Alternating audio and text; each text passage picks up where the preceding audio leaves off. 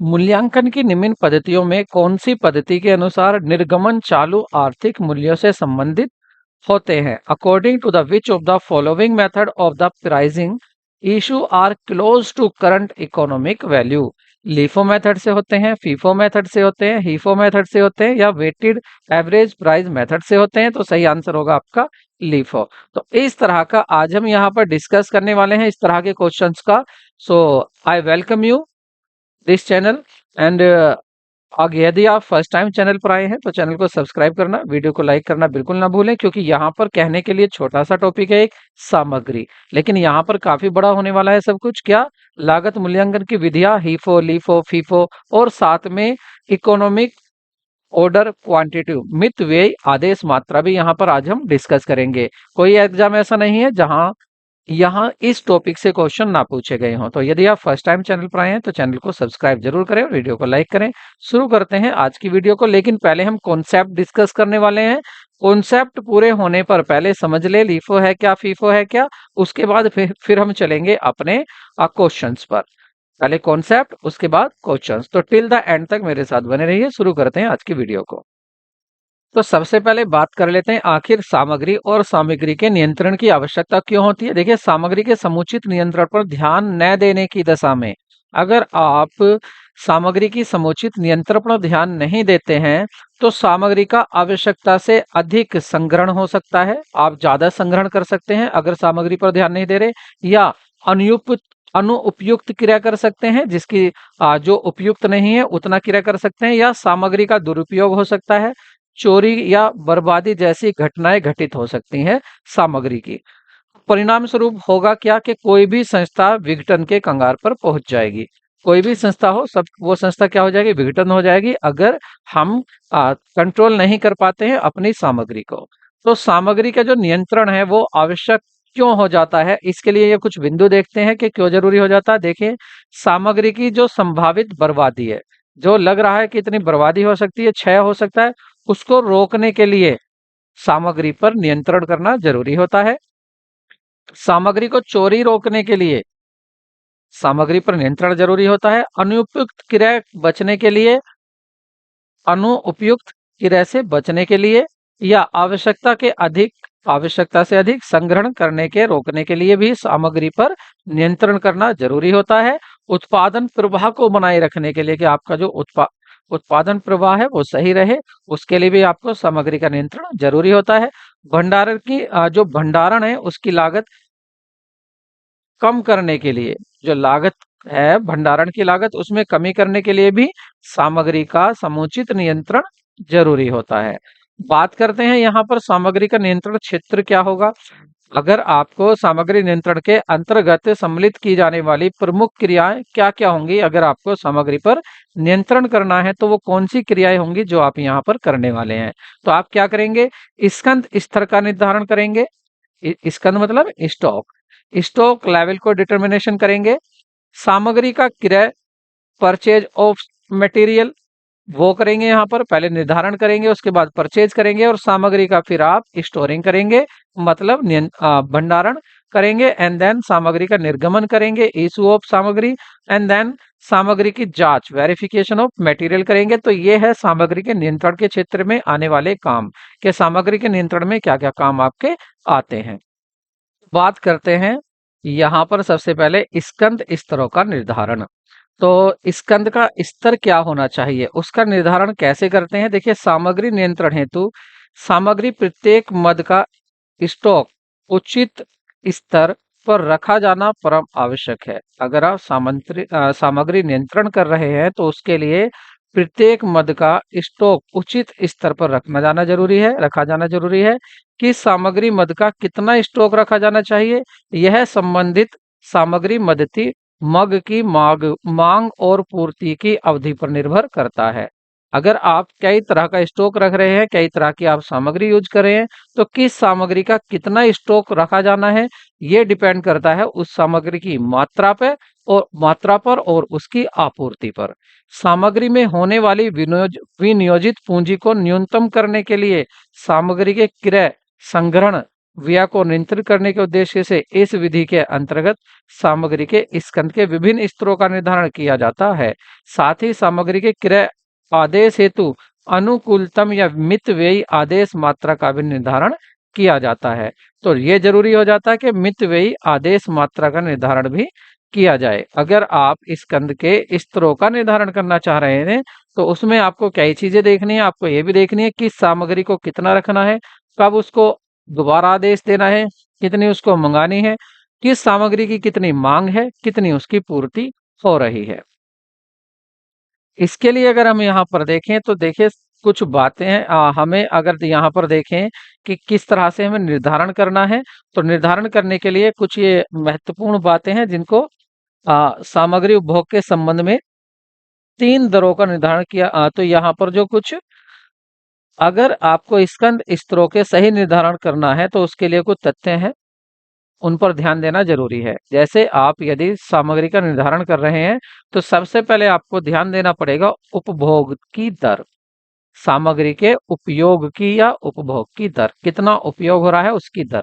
अब अगर इस दर की बात करें तो संस्था के उत्पादन में, कोई भी संस्था हो उसके उत्पादन में उपभोग होने वाली सामग्री को उपभोग की दर कहते हैं कि वहां पर कितनी सामग्री उपभोग होती है, कितनी उपयोग होती है, कितनी सामग्री उपयोग होती है या उपभोग होती है, उसकी दर को बोलते हैं उपभोग या उपयोग दर।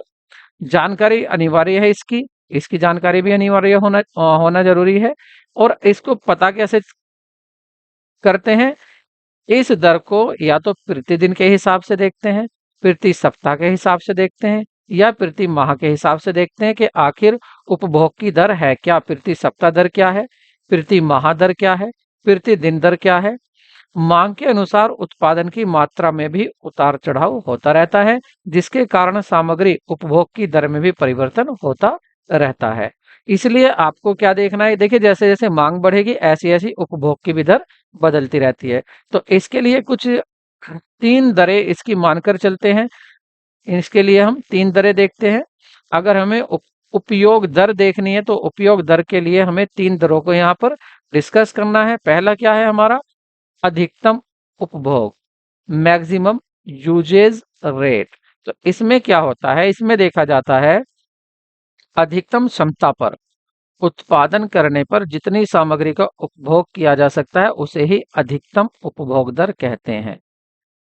अधिकतम उपभोग दर किसको कहते हैं, जब पूरी क्षमता से आप काम कर रहे हैं, पूरी क्षमता से काम करने में आप ज्यादा से ज्यादा कितनी सामग्री यूज कर सकते हैं उसको बोलते हैं अधिकतम उपभोग दर। दूसरी इसमें ध्यान देने योग्य बातें होती है न्यूनतम उपभोग दर। इसमें क्या होता है, सर्वाधिक प्रतिकूल व्यावसायिक परिस्थितियों में, कुछ परिस्थितियां ऐसी भी होती है जो अनुकूल नहीं होती, प्रतिकूल होती है। ठीक है, कुछ परिस्थितियां कैसी होती है, प्रतिकूल। तो अगर प्रतिकूल व्यावसायिक परिस्थितियां हैं तो तब आप न्यूनतम कितनी क्षमता पर उत्पादन करने की दशा में जितनी भी सामग्री का उपभोग करेंगे उसको कहते हैं न्यूनतम उपभोग दर। अगर अनुकूल परिस्थितियां हैं तो आप अधिकतम कितनी सामग्री उपयोग कर सकते हैं वो अधिकतम उपभोग दर होगी। और यदि प्रतिकूल परिस्थितियां हैं तो आप कम से कम कितनी सामग्री यूज कर सकते हैं वो होगी न्यूनतम उपभोग दर। उसके बाद इसमें तीसरा होता है सामान्य या औसत उपभोग दर। ये नॉर्मल एवरेज यूजेज रेट होता है। इसलिए क्या होता है, देखिए उत्पादन परिस्थितियों में उत्पादन कार्यों को सुचारू रूप से चलाने के लिए जितनी भी सामग्री की उपभोग की जाती है उसको सामान्य या औसत उपभोग दर कहते हैं। अधिकतम तथा न्यूनतम उपभोग के योग को 2 से भाग देने पर यह औसत उपभोग दर निकल जाती है। जैसे आपकी अधिकतम जो उपभोग दर है मान लेते हैं वो है आपकी 100 और जो न्यूनतम है वो है आपकी उपभोग दर, वो है आपकी 10। तो इन दोनों को अगर आप ऐड करके 2 से डिवाइड कर देंगे तो 55 आपका क्या आ जाएगा, ये 55 होगा आपका सामान्य या औसत उपभोग दर। तो इन तीनों दरों का ध्यान रखना होता है अगर आप सामग्री का निर्धारण कर रहे हैं। तो ये तो थी एक बात। दूसरी बात यहाँ पर आपको जो ध्यान देनी है वो है सुपुर्दगी, अग्रता, आगमन या अधिप्राप्ति समय।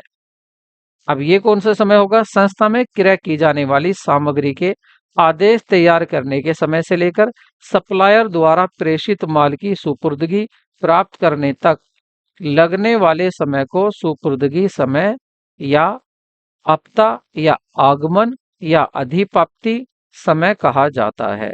ये आपको याद रखना है। अधिप्राप्ति समय कौन सा होगा? देखिए, इसको समझिए। अधिप्राप्ति समय किसको कहेंगे? इसको ध्यान से देखिए दोबारा।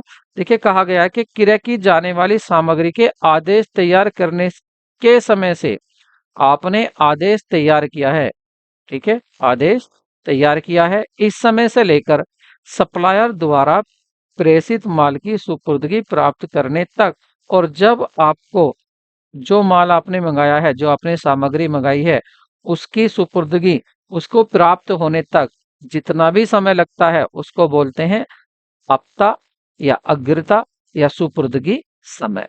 अधिप्राप्ति समय या सुपुर्दगी समय क्या है? कि जब से आपने आदेश देना शुरू करा तब से, और जब आपको सामग्री मिली उस समय को। तो आपको वो भी ध्यान रखना है कि आखिर हमें सामग्री कब कितनी मंगानी चाहिए, कितना समय सामग्री को प्राप्त करने में लग जाता है।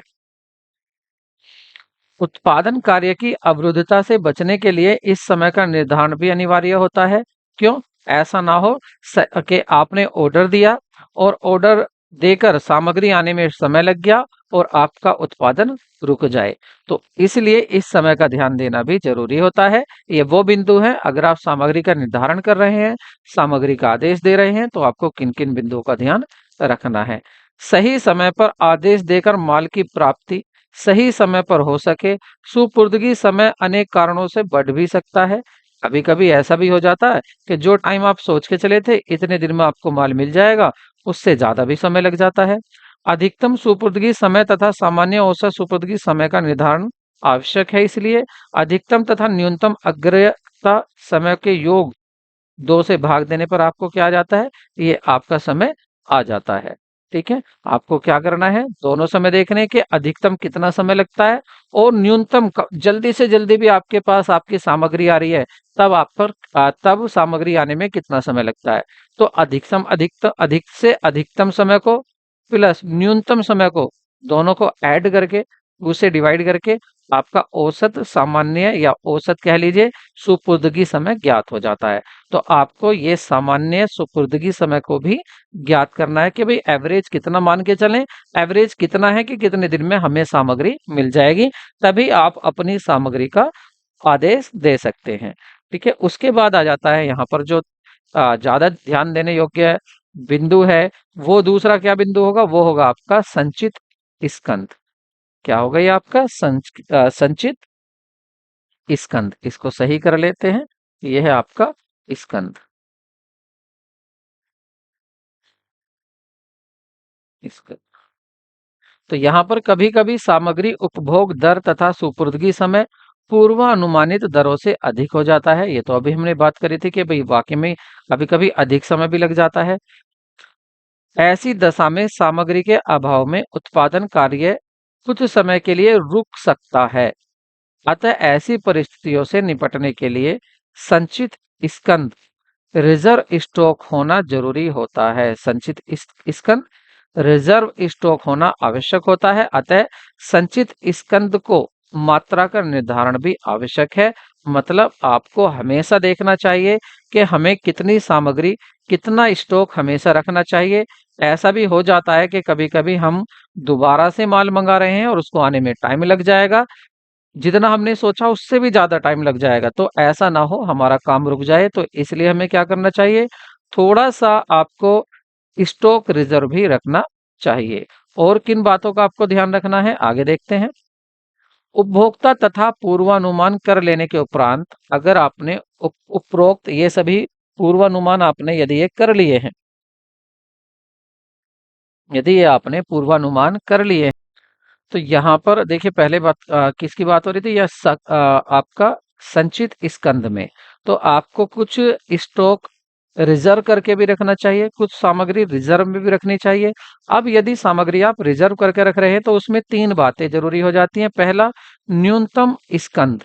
या न्यूनतम स्टॉक स्तर, यह वह स्तर होता है जो आप स्कंद की वह मात्रा जिससे कम होने पर आपको पता है कि आपका उत्पादन कार्य रुक सकता है, कार्य में रुकावट आ सकती है। तो ये न्यूनतम स्टॉक स्तर होगा कि कम से कम आपको कितना स्टॉक रखना है, इससे कम स्टॉक होने पर कार्य आपका रुक जाएगा, आपको ये पता होना चाहिए। दूसरा, आपको ये पता होना चाहिए कि अधिकतम स्टॉक स्तर क्या है। ये कौन सा स्तर होता है? ये वह स्तर होता है जहां पर अगर इससे ज्यादा आपने स्टॉक करके रखा तो यहां पर क्या होगा, फिर लागत बढ़ जाती है, सामग्री की लागत बढ़ जाएगी अगर इससे ज्यादा आपने स्टॉक करके रखा। तो न्यूनतम स्टॉक वह रखना है आपको जिससे कम स्टॉक होने पर काम रुक सकता है, अधिकतम स्टॉक वह स्टॉक होगा जिससे ज्यादा रखने पर लागत बढ़ सकती है सामग्री की। और पुनः आदेश स्तर बिंदु वह बिंदु होगा जहां पर आपको पता है कि अगर इस स्तर तक स्टॉक पहुंच जाता है, यहां तक स्टॉक हमारा कम हो जाता है, तो हम तुरंत क्या करेंगे, पुनः आदेश दे देंगे, दोबारा आदेश दे देंगे इस बिंदु तक आते ही। अगर इसके फॉर्मूले को देखें तो कैसे होता है इसका रीऑर्डर लेवल, देखिए maximum rate of usage into minimum lead time, इन दोनों के मल्टीप्लाई करके आपका रीऑर्डर लेवल आ जाता है। उसके बाद हम यहाँ पर देखेंगे औसत स्कंद स्तर। औसत स्कंद स्तर में क्या देखना है, सामग्री के स्कंद का वह स्तर जो भंडार गृह में रहता है, औसत स्तर कहलाता है। मतलब जो आपने एवरेज स्टॉक लेवल क्या होगा, जो आप हमेशा भंडार गृह में स्टॉक में हमेशा रखते हैं। इसके लिए क्या होता है, इसके लिए आपको क्या करना है कि औसत स्कंद की गणना जो करेंगे आप, उसका ये फॉर्मूला होगा कि मैक्सिमम लेवल ऑफ स्टॉक क्या है और मिनिमम लेवल ऑफ स्टॉक क्या है, उन दोनों को ऐड करके 2 से डिवाइड कर लेंगे। मैक्सिमम स्टॉक क्या था, अभी तो बताया था क्या था, मैक्सिमम था आपका कि जिससे अधिक स्टॉक होने पर लागत बढ़ जाती है। मिनिमम स्टॉक लेवल क्या था, जिससे कम होने पर काम रुक जाता है। तो दोनों को ऐड करेंगे, 2 से डिवाइड कर देंगे, ये आ जाएगा एवरेज स्टॉक लेवल। नेक्स्ट देखते हैं यहाँ पर आपकी मितव्ययी आदेश मात्रा, economic order quality quantity sorry economic order quantity. मितव्ययी आदेश मात्रा वेरी वेरी इंपॉर्टेंट है क्योंकि यहाँ से क्वेश्चन पूछा जाता है आखिर ये होती क्या है। तो देखिए इसके लिए अगर बात करें यहाँ पर, तो अगर आप सामग्री को क्रय कर रहे हैं, अगर आप मटेरियल को क्रय कर रहे हैं, तो प्रश्न ये उठता है, प्रॉब्लम ये है कि आखिर कितनी सामग्री को हम एक बार में क्रय करें, कितनी सामग्री एक बार में खरीदे, ये प्रॉब्लम मेन होती है। क्यों? क्योंकि अगर हम बड़ी मात्रा में खरीदारी करते हैं, अगर बड़ी मात्रा में खरीदते हैं सामग्री को, तो जो वहन लागत है वो ज्यादा आती है, वहन लागत अधिक पड़ती है। और अगर हम अधिक मात्रा में ना खरीद कर सामग्री को बार बार खरीदे, थोड़ी थोड़ी मात्रा में खरीदे, तो इससे क्या होगा, इसमें आदेश लागत अधिक आ जाती है, ऑर्डरिंग कॉस्ट अधिक आ जाती है। तो दो प्रॉब्लम है ना, एक प्रॉब्लम ये है कि अगर बड़ी मात्रा में खरीदते हैं तो वहन लागत ज्यादा होती है, एक ये है कि अगर थोड़ा थोड़ा करके बार बार खरीदते हैं तो ऑर्डर कॉस्ट ज्यादा आ जाती है। तो प्रॉब्लम बड़ी आ जाती है कि आखिर सामग्री की कितनी मात्रा खरीदा जाए जो कि मितव्ययी हो। प्रॉब्लम ये आ जाती है कि आखिर एक बार में कितनी सामग्री हम क्रय करें, कितनी सामग्री क्रय की जानी चाहिए, जो हमारी लागत है, जो हमारी लागत है वह मितव्ययी हो। वह कैसी हो, मितव्ययी हो, इकोनॉमिक हो, महंगी ना हो ज्यादा। तो कितनी मात्रा में खरीदें हम, जो हमारी लागत भी ज्यादा ना हो, मितव्ययी लागत हो। तो उस मात्रा को, कितनी मात्रा में खरीदनी है आपको अपनी सामग्री, उसको बोलते हैं मितव्ययी आदेश मात्रा। कि आप एक आदेश में, एक मितव्ययी आदेश मात्रा क्या होगी कि आप पर ज्यादा कॉस्ट ना पड़े। अब यहाँ पर देखते हैं मितव्ययी आदेश मात्रा का निर्धारण कैसे होता है, क्योंकि ये क्वेश्चन आपका पूछा भी गया है काफी बार और आपके ये क्वेश्चन पूछा भी जाता है और पूछा भी जाएगा, इसलिए पूछा भी जा सकता है, इसलिए आपको ये मितव्ययी आदेश मात्रा का निर्धारण करना आना चाहिए। तो देखिए मितव्ययी आदेश मात्रा के क्रय की वह मात्रा है जहां पर स्कंद, वहन लागत तथा कुल आदेश लागत एक दूसरे के बराबर हो और दोनों लागत का जोड़ न्यूनतम होता है। इसे ज्ञात करने के लिए आप क्या फॉर्मूला यूज करेंगे, तो इसका फॉर्मूला यूज करेंगे इकोनॉमिक ई फॉर इकोनॉमिक, सही करके लिखते हैं आराम से इसको, इकोनॉमिक ऑर्डर क्वांटिटी। तो ये कैसे निकालना है हमें, ये निकालना है under two R C P और होल अपॉन सी एच। ठीक है, ये आपका फॉर्मूला है जिसको आपको यूज करना है क्या निकालने के लिए, जिसको आपको यूज करना है इकोनॉमिक ऑर्डर क्वांटिटी को फाइंड करने के लिए। प्रॉब्लम ये आती है ये नाम क्या क्या है इसमें, आप किस तरह से फाइंड करेंगे, न्यूमेरिकल भी करेंगे नो प्रॉब्लम, लेकिन पहले इनको देखते हैं। देखिए आर फोर क्या होगा, देखिए सबसे पहले देखते हैं ई ओ क्यू, ये तो आपको क्लियर है, इकोनॉमिक ऑर्डर क्वांटिटी। उसके बाद आता है आपका टू आर, आर क्या है, एनुअल रिक्वायरमेंट इन यूनिट्स, वर्ष में कितनी सामग्री की आवश्यकता होती है यूनिट में, 100 यूनिट, 200 यूनिट, 300 यूनिट, वो होता है आपका आर। आर क्या है, एनुअल रिक्वायरमेंट इन यूनिट। अगर आप ई ओ क्यू निकाल रहे हैं, और देखिए यूपी में भी ये क्वेश्चन पूछा जाता है। उसके बाद CP, order cost per order, CP क्या होगा आपका, ऑर्डरिंग कॉस्ट पर ऑर्डर, के एक ऑर्डर पर आपकी ऑर्डरिंग कॉस्ट क्या आ रही है। इसके और भी नाम हो सकते हैं, इसको ये भी कह सकते हैं cost, cost placing each order, या इसको और क्या कह सकते हैं, और कह सकते हैं सेटअप कॉस्ट पर इस सेटअप। ठीक है, आदेश व्यय प्रति आदेश, तो ये हो जाएगा आपका सीपी। तो आपको आर कितनी रिक्वायरमेंट है, सी कॉस्ट ऑफ, कॉस्ट आपको बतानी है, आर पे क्या बताना है, आर पे आपको बताना है एनुअल रिक्वायरमेंट कितना है, सीपी में आपको बतानी है कि एक ऑर्डर पर कितनी कॉस्ट आती है। और अगर सी एच की बात करें, सी एच क्या होगा यहाँ पर, होल्डिंग कॉस्ट, सी एच क्या होगा, होल्डिंग कॉस्ट, मतलब प्रति इकाई वार्षिक वहन लागत आपकी क्या आती है, carrying cost per unit per year. तो ये आपको कुछ नेम याद रखने हैं, इससे आपका क्वेश्चन सोल्व हो जाएगा। तो इससे रिलेटेड हम क्वेश्चन भी करेंगे। ठीक है, इससे रिलेटेड क्वेश्चन भी हमें करना है। अब क्वेश्चन क्या होगा, अपना क्वेश्चन देख लेते हैं इसका। अब फॉर्मूला देखने के बाद देखिए इसको ज्ञात कर लेते हैं कि किस तरह से हमारे न्यूमेरिकल आते हैं और किस तरह से हमें न्यूमेरिकल सॉल्व करने हैं। तो देखिए क्या है क्वेश्चन आपका, निम्न सूचनाओं से मितव्ययी आदेश मात्रा तथा, आपको क्या ज्ञात करना है, मितव्ययी आदेश मात्रा E O Q, economic order quantity भी फाइंड करनी है, और साथ में ये भी करना है मात्रा तथा वर्ष में दिए जाने वाले आदेशों की संख्या, कितने ऑर्डर देने चाहिए। इसको फॉर्मूला भी हमने क्या देखा था, E O Q, E O Q का फॉर्मूला क्या देखा था हमने, under two R, under two R C P, और होल अपॉन क्या लिखा था हमने, सी एच। ठीक है, तो इसको फिल कर लेते हैं यहाँ पर, क्या आएगा हमारा आंसर, देखिए 2 इनटू, अब आती है आर, आर क्या है, एनुअल हमारा कितना कंजप्शन है, तो कितना कंजप्शन होता है एनुअल, प्रति वर्ष 120, तो 120 यहाँ पर लिख लेते हैं 120। उसके बाद यहाँ पर किसकी मल्टीप्लाई करेंगे, सीपी की, के किराया करने की प्रति आदेश लागत क्या आती है, 20 रुपए, तो इसको 20 रुपए यहाँ पर लिख देंगे, अपॉन, अपॉन है आपकी प्रति इकाई मूल्य कितना है, 100 है प्रति इकाई मूल्य, इनटू, साथ में क्या लिखेंगे आप, साथ में लिखेंगे इसका कि स्टोरिंग एंड कैरिंग कॉस्ट क्या होगी आपकी, वो होगी आपकी 12%, और इसका क्या हो जाएगा, रूट हो जाएगा इस तरह से।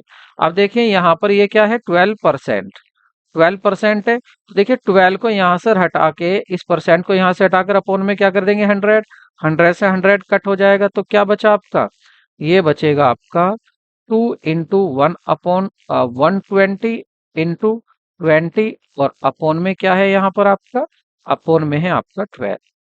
ठीक है, अपॉन में है आपका 12, 12 से 12 को भी यहाँ तो कट कर देते हैं, यहाँ 12 से आपका 12 भी कट कर देते हैं, तो क्या आ जाएगा ये आपका, ये आ जाएगा फाइनली आपका 2020 400 आ जाएगा आपका। ठीक है, अंडरूट 400 आ जाएगा, और 400 का रूट निकालेंगे तो क्या आएगा 20, ये आ जाएगा आपका 20।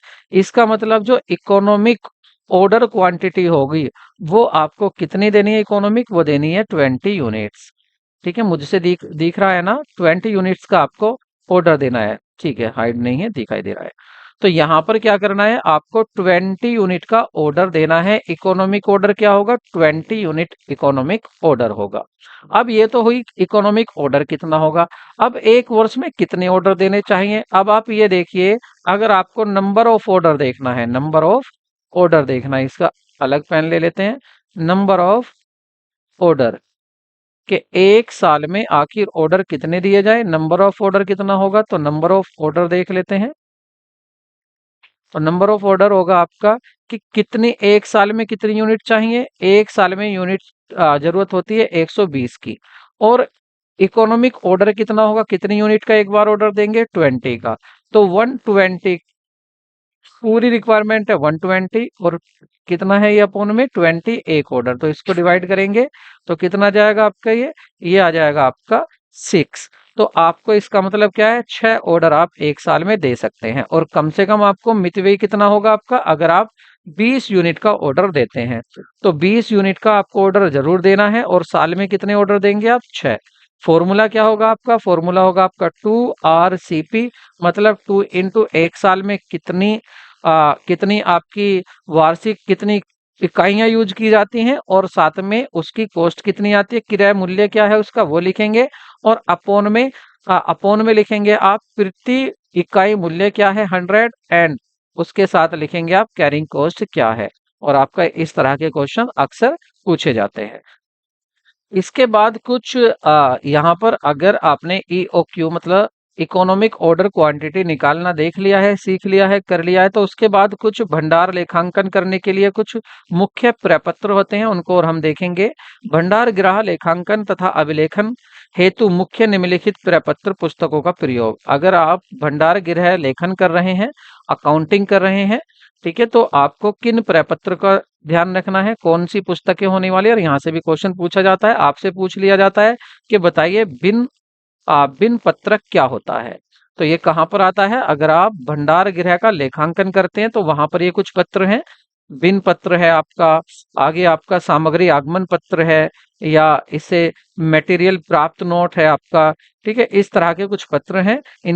ये भी हैं आपके, फॉर्मेट भी हैं, सामग्री प्रपत्र है। इन सबको अब हमें देखना है, क्योंकि इनसे भी क्वेश्चन पूछ लिया जाता है। हमें कोई ऐसा टॉपिक नहीं छोड़ना है जहां से क्वेश्चन पूछा जाता हो और उसको हम ना करें। तो देखिए यहाँ पर एक होता है बिन पत्र। संग्रह संग्रहगार के अंदर प्रत्येक अलमारी, रैंक या दराज में, जिन्हें हम बिन के नाम से भी पुकारते हैं। तो देखिए अलमारी में जितनी भी दराज होती हैं, जैसे एक आपकी अलमीरा है, अलमारी है, इसमें ये जो दराज बनी हुई होती हैं, इनको हम क्या कहते हैं, इनको हम बिन कहते हैं। ये क्या है, ये एक बिन है, ये दूसरा बिन है, ये तीसरा, ये चौथा बिन है। ठीक है, ऊपर एक कोने में बिन पत्र टंगा रहता है। तो यहाँ पर एक कोने में हम क्या टांग देते हैं, एक छोटा सा एक बिन पत्र टंगा रहता है। इस पत्र में बिन के अंदर रखी गई सामग्री का ब्यौरा रहता है, अर्थात वस्तु का नाम, कौन सी वस्तु है इसके अंदर, वस्तु का संकेत चिन्ह क्या है, और उसकी संख्या, तिथि के अनुसार वस्तु का आगमन और निर्गमन के लेखे, वस्तु का शेष कितनी बची हुई है आदि लिखे होते हैं। इसके अतिरिक्त यह भी लिखा जाता है कि उस बिन में अधिकतम तथा न्यूनतम कितनी सामग्री रहनी चाहिए। मतलब ये जो आपकी अलमीरा होती है, इसमें ये जो आप खाने बनाते हैं, ये जो आपकी बिन होती हैं, जिनको बिन कहा जाता है, इन बिन पर एक पत्र लटका हुआ होता है, जिसमें पता उसमें रहता है कि कितनी सामग्री इसके अंदर न्यूनतम रहती है, कितनी अधिकतम रहती है, कितनी यूज हो गई है, और इसको कब रखी गई थी, कब इसका निर्गमन हुआ था, वो सब बातें इस पर लिखी होती हैं। और ये पत्र कैसा होता है आपका, सामग्री, तो ये होता है आपका बिन पत्र। तो बिन पत्र क्या होगा, जिसमें डिटेल होती है कि एक दराज में या एक बिन में क्या क्या चीजें रखी गई हैं। उसके बाद होता है आपका सामग्री आगमन। सामग्री आगमन वह भंडार गृह में रखी जो सामग्री क्रय करके प्राप्त की जाती है, उसका लेखा इस बही में रखा जाता है। यह कौन सी बही होती है सामग्री आगमन, यह वह बही होती है जो भी सामग्री को आप क्रय कर रहे हैं, खरीद रहे हैं, तो उसको आप इसी गृह में रखते हैं, आगमन। तो आगमन ये परचेज बुक की तरह काम कर रही है। इसमें क्या करते हैं आप, इसमें जो भी सामग्री आप खरीदते हैं उसको इसमें लिखते हैं। यही वह माल की प्राप्ति नोट, गुड रिसीव्ड नोट की सहायता से बनाई जाती है। ठीक है, अब ये नोट्स कैसा होगा, ये नोट्स देखिए ऐसा नोट्स होता है, इसका यहाँ पर फॉर्मेट भी दिया हुआ है। अब आता है निर्गमन बही, या यह बही सामग्री मांग पत्र की सहायता से बनाई जाती है। जो सामग्री संप्रहगार से कार्य आदेश को पूरा करने के लिए उप कार्य का विभाग को निर्गमित की जाती है, इसका लेखा इसी में किया जाता है। मतलब जो भी सामग्री निकल रही है, निर्गमन हो रही है, वो सब इसमें लिखी जाती है। ठीक है, सामग्री निर्गमन बही में। अब इसका प्रारूप कैसा होगा, ये इसका आगे प्रारूप दिया हुआ है, इस तरह की ये होती है। उसके बाद होता है सामग्री हस्तांतरण या मटेरियल ट्रांसफर बुक। यह वह सामग्री हस्तांतरण पत्र के आधार पर बनाई जाती है जब कुछ सामग्री का एक विभाग से दूसरे विभाग में ट्रांसफर किया जा रहा है, तो इस बही में लेखा किया जाता है। ठीक है, ट्रांसफर जितना भी कहा गया किया गया है सामग्री का, वो आप इसमें लिखेंगे। तो आगमन कौन सी सामग्री होगी, जिसमें जो सामग्री आई है वो लिखते हैं, और निर्गमन कौन सी होगी, जिसमें से जब सामग्री निर्गमित हुई है उसको लिखते हैं। ट्रांसफर में जब एक विभाग से दूसरे विभाग में ट्रांसफर होती है उसको लिखते हैं। ये इसका नमूना है। और उसके बाद है आपका संग्रह खाता बही। इस इस बही में सामग्री का प्रत्येक वस्तु का अलग अलग खाता रखा जाता है। जो जो वस्तु प्राप्त होती है, निर्गमित की जाती है, इस बही के लेखा लेखा कर दिया जाता है। ठीक है, इसमें जो भी आप रिकॉर्ड, ये क्या होगा, स्टोरी रिकॉर्ड। इसमें क्या लिखेंगे, आपके वस्तु का अलग अलग खाता बनाएंगे आप। जो वस्तु जब प्राप्त हो रही है, जब निर्गमित हो रही है, इसमें उसको आप लिख देंगे। सामग्री निर्गमन। उसके बाद अगर सामग्री निर्गमन की बात करें, यहाँ पर सामग्री का निर्गमन, तो सामग्री का निर्गमन के लिए देखिए, सामग्री के निर्गमन पर नियंत्रण के लिए आवश्यक है कि जब अधिकृत व्यक्तियों की ओर से सामग्री की मांग प्राप्त न हो, तब कोई भी सामग्री निर्गमित नहीं की जानी चाहिए। इसलिए स्टोर कीपर को यह लिखित आदेश होता है कि वह सामग्री का निर्गमन अधिकृत व्यक्तियों के लिखित प्रमाण के आधार पर ही करे।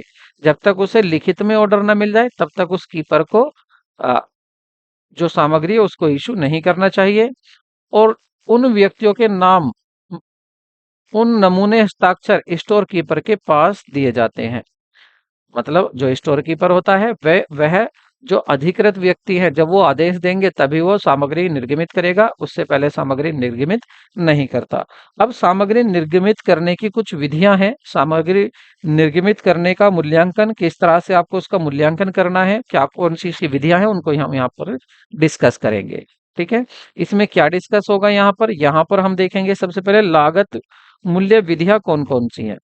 निर्गमित सामग्री के मूल्यांकन की विधियां कौन कौन सी हो सकती है, उनको हम डिस्कस करेंगे, जो कि आपकी होंगी फीफो होगा, लीफो होगा, आपका हीफो होगा। इन सबको यहाँ पर डिस्कस करेंगे। ये किसके आधार पर होगा, लागत मूल्य विधि।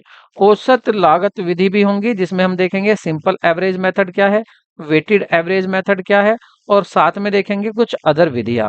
तो वीडियो ज्यादा लंबी हो जाएगी, इसका एक पार्ट हम और बनाएंगे, उस पार्ट में हम डिस्कस करेंगे कि ये विधियों को हम डिटेल में नेक्स्ट पार्ट में देखेंगे। तो मिलते हैं कल इसी टॉपिक के साथ, और वहां पर हम देखेंगे लीफो क्या है, फीफो क्या है, हीपो क्या है, और उसके बाद हम इसके क्वेश्चन भी डिस्कस करेंगे। Take care, bye bye.